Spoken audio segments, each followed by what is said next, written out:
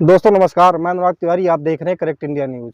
दोस्तों अभी 5 राज्यों के परिणाम आए हैं। आप सभी जानते हैं कि 5 राज्यों में 3 राज्य में भारतीय जनता पार्टी की सरकार है और एक राज्य में तेलंगाना में कांग्रेस पार्टी प्रचंड बहुमत के साथ वहां पे आई है और एक तरफ मिजोरम में जो है आप देख सकते हो यहाँ की क्षेत्रीय पार्टी निकाली हुई है। तो सबसे पहले हम बात करते हैं कि आखिर जो 3 राज्यों के परिणाम आए हैं और 3 राज्यों में जो नए-नए मुख्यमंत्रियों को बैठाया गया, पुराने चेहरों को, कद्दावर चेहरों को बाहर का रास्ता दिखाया गया, तो क्या भारतीय जनता पार्टी जातीय समीकरण साधने का प्रयास कर रही है?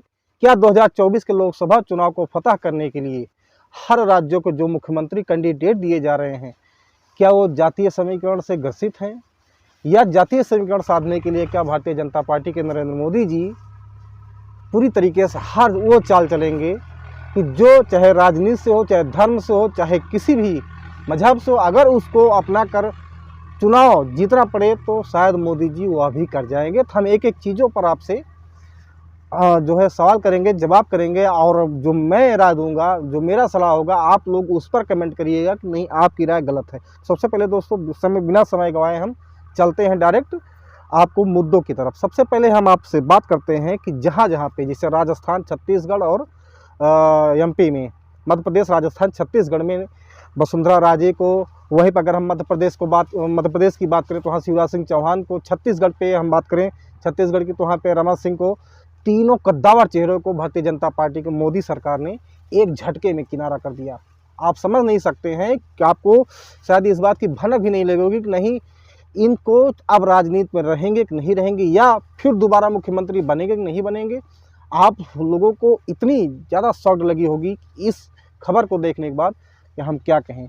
क्या आप लोगों को ये जानते हैं कि नहीं इन चेहरों को हटाकर भारतीय जनता पार्टी फिर से सत्ता में आएगी, या इसका भी कोई विरोधी पार्टी कार्ड खेलेगी? जहाँ तक हम बात करें राजस्थान में, तो राजस्थान में आप सभी जानते हैं कि वहाँ पे वसुंधरा राजे की सरकार थी पिछली बार कांग्रेस पार्टी, उसके पहले वसुंधरा राजे की गवर्नमेंट थी, भारतीय जनता पार्टी जीत हासिल। लेकिन सबसे बड़ी बात यह है दोस्तों, आखिर छत्तीसगढ़ व राजस्थान में जिस तरीके से भजन लाल शर्मा को मेन फ्रंट में एंट्री दी गई है, इससे कहीं न कहीं वसुंधरा राजे का पत्ता पूरी तरीके से कट गया, या जातीय समीकरण साधने के लिए भजन लाल को अंदर लाया गया है और शिवराज सिंह चौहान को, वसुंधरा राजे को और रमा सिंह को पूरी तरीके से बाहर का रास्ता दिखाया गया है। अपने आप में सवाल है। लेकिन हम अगर बात करें छत्तीसगढ़ की, तो छत्तीसगढ़ में आदिवासी समुदाय से आप जानते हैं विष्णु साय जी को लाया गया है। कोई किसी को नहीं पता था कि नहीं ऐसे लोग आएंगे। वहीं पर अगर हम रमन सिंह की बात करें तो रमन सिंह को पूरी तरीके से साइड कर दिया गया है। एमपी में आप देख लीजिए, एमपी में जिस तरीके से शिवराज सिंह चौहान को किनारे कर दिया गया और वहाँ पे जो है डॉक्टर मोहन यादव को बैठाया गया मध्य प्रदेश में, अपने आप में काफ़ी आश्चर्यचकित करने वाली बात है। तो किसी को नहीं मालूम था कि शिवराज सिंह चौहान जिस तरीके से अपने पूरे दमखम से चुनाव लड़े और पार्टी को जीत दिलाई मध्य प्रदेश में, लाडली बहना जैसे तमाम योजनाएं निकाले, जो कि हालांकि कारगर भी वहाँ पे रही और जनता को फ़ायदा पहुँचा। लेकिन मध्य प्रदेश में शिवराज सिंह चौहान को ऐसा कभी भी नहीं लगा होगा कि नहीं मेरी कुर्सी चली जाएगी। जिस तरीके से शिवराज सिंह चौहान अपने क्रोध मन से, अपने दबे मन से और अफसोस के साथ किस तरीके से मोहन यादव को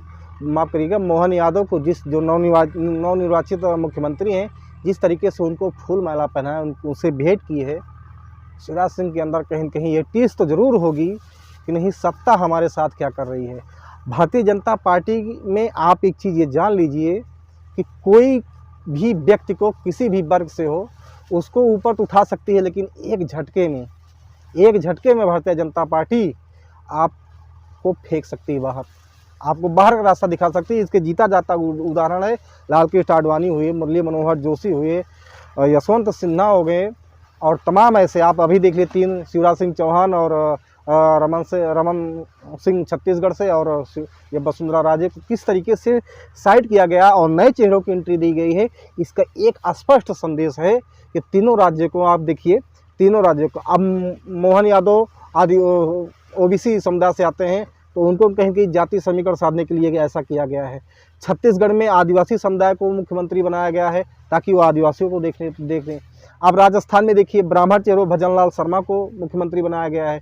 तो कहीं न कहीं ये आने वाले 2024 के लोकसभा चुनाव को साधने के लिए मोदी जी ने ऐसी चाल चली है और लोगों को एक नया आईना दिखाया है कि अभी भी भारतीय जनता पार्टी के हथकंडों को, चाहे मीडिया हो और चाहे गोदी मीडिया हो, चाहे देश की जनता हो, कभी भी इनके हथकंडे को नहीं जान पाएगा। लेकिन वहीं पे अगर हम बात करें कि अब राजस्थान से और छत्तीसगढ़ से और मध्य प्रदेश के तीनों मुख्यमंत्री अब किस रास्ते पर जाएंगे, तो ये भी अपने कुछ कहा नहीं जा सकता है। बहुत क्रुद्ध मन से शिवराज सिंह चौहान निकले और जनता, जब पत्रकारों ने उनसे पूछा कि आप ये बताइए, आप भी दिल्ली जा सकते थे, अपनी मांगे रख सकते थे, तो शिवराज सिंह ने बड़े दुखी मन से और बहुत दबे मन से बोला कि हम जो है, अगर हमें अपने लिए कुछ मांगना पड़े उससे पहले मैं मरना पसंद करूंगा।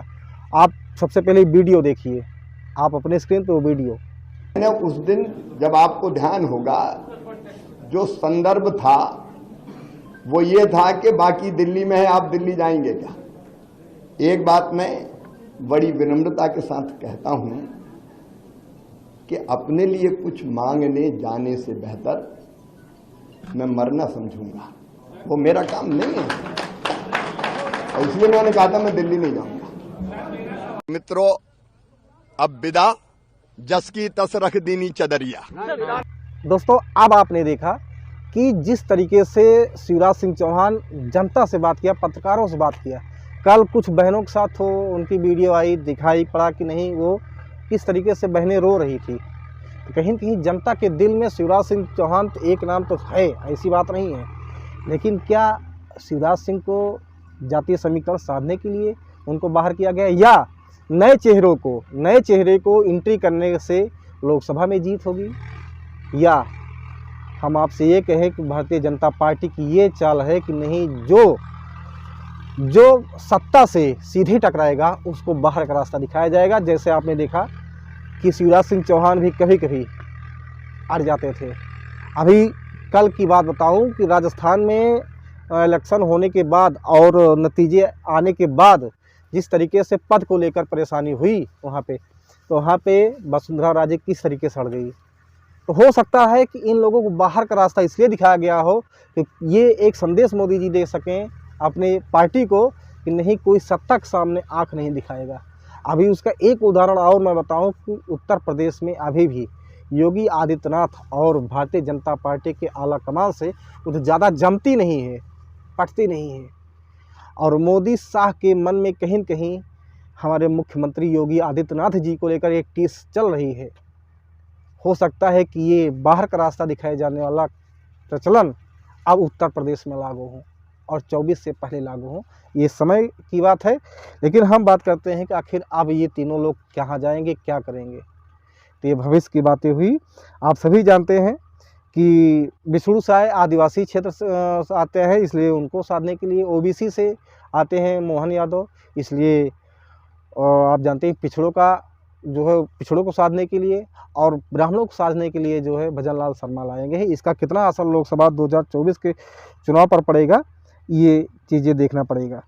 और दोस्तों, एक चीज़ और आपने देखा, एक चीज़ मैं और आपको बताऊंगा कि राजस्थान में जिस तरीके से वसुंधरा राजे अड़ गई पूरी तरीके से, सोचिए उनके नाम पे मोदी जी चुनाव नहीं लड़े, मोदी जी इनके नाम पे चुनाव नहीं, लेकिन प्रचंड बहुमत के साथ वहाँ भी आए राजस्थान में। और राजस्थान में जिस तरीके से वसुंधरा राजे कई बार विधायक, कई बार मुख्यमंत्री, सांसद रहते हुए आज उनको एक झटके में बाहर का रास्ता दिखाया गया, वो भी कहीं न कहीं वहाँ की जनता के जो उनके चहेते होंगे, जो चहेते लोग, वो काफ़ी ज़्यादा उनमें परेशानी या दुखपना होगी उनके अंदर, ऐसा नहीं कहा जा सकता। हम आपको बताएं, जहाँ पे वसुंधरा राजे की ये मांग भी थी कि हमें 1 साल के लिए सिर्फ मुख्यमंत्री बना दीजिए, लेकिन शायद नहीं बनाया गया और भजनलाल शर्मा को लाकर मुख्यमंत्री बना दिया गया।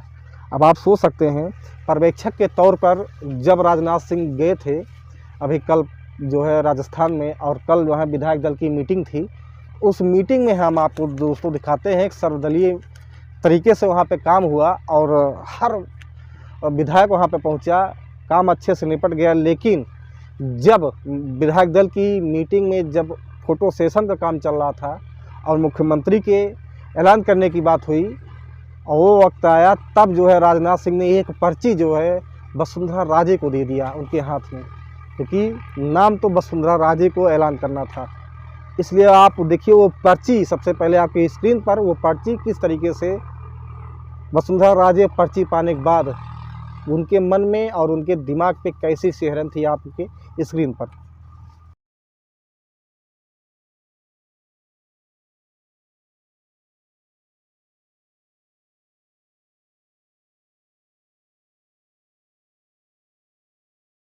दोस्तों ये चीज़ें देखने के बाद हम आपसे और दिखाना चाहते हैं कि अब जैसे ही भजन लाल का जो है कल नाम के ऐलान हुआ, नाम के ऐलान भजन लाल शर्मा के नाम के ऊपर हुआ, तैसे ही राजस्थान में भूमंडल आ गया, भूडोल आ गया एक तरीके से आप कह सकते हैं। क्योंकि मैं ऐसा क्यों इसलिए कह रहा हूँ, क्योंकि किरोड़ी लाल मीणा जो कि राजस्थान में कई सामाजिक मुद्दों पर बहस करते हुए कई मोर्चों पर उन्होंने राजस्थान में सड़क से लेकर विधानसभा तक आवाज़ उठाई और कई बार वो विधायक भी हैं।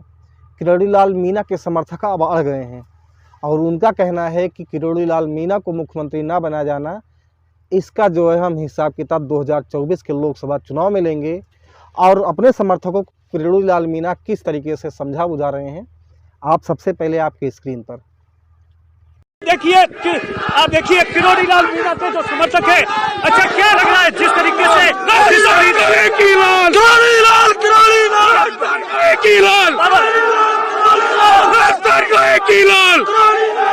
अच्छा क्या लगता है बाबा के साथ में अन्याय हुआ है? अन्याय हुआ बाबा के साथ हुआ, बाबा के साथ में हमने 5 साल की रीनियों के करीब बाबा ने पूरी 5 साल मेहनत की है बाबा ने। हम इस चीज का जवाब लोकसभा में देंगे, बीजेपी सरकार को, मोदी सरकार को अवगत करा देंगे कि आदिवासी क्या चीज होती है, कि 5 साल की मेहनत क्या लगता है बाबा 5 साल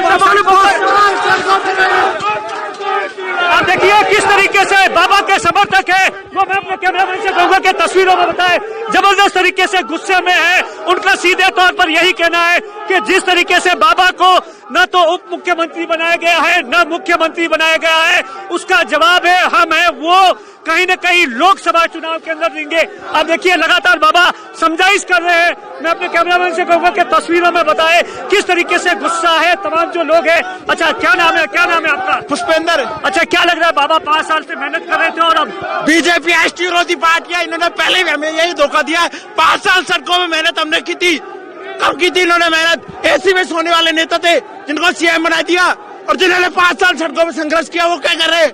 हम सिर्फ लिफाफा क्या लगता है इसका बीजेपी को खामियाजा लोकसभा चुनाव में? इसका पता तो लोकसभा चुनाव में चलेगा जब मीणा वोटर वोट देंगे तब। क्या लग रहा है बाबा के साथ अन्याय होगा?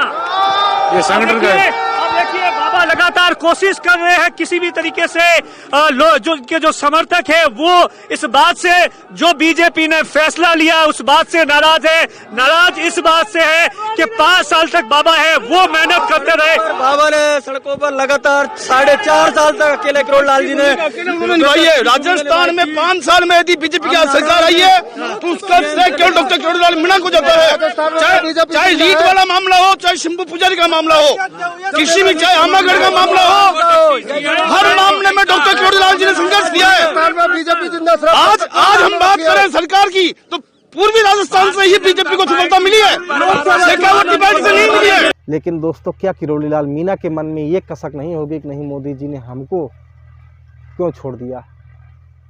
हो सकता है कि आने वाले 2024 के लोकसभा चुनाव में जिन जिन पार्टियों ने जिन नेताओं के मन में ये आस थी कि नहीं हम मुख्यमंत्री बनेंगे, हो सकता है वो कुछ न कुछ अपना खेल दिखाएं। ये समय की बात है।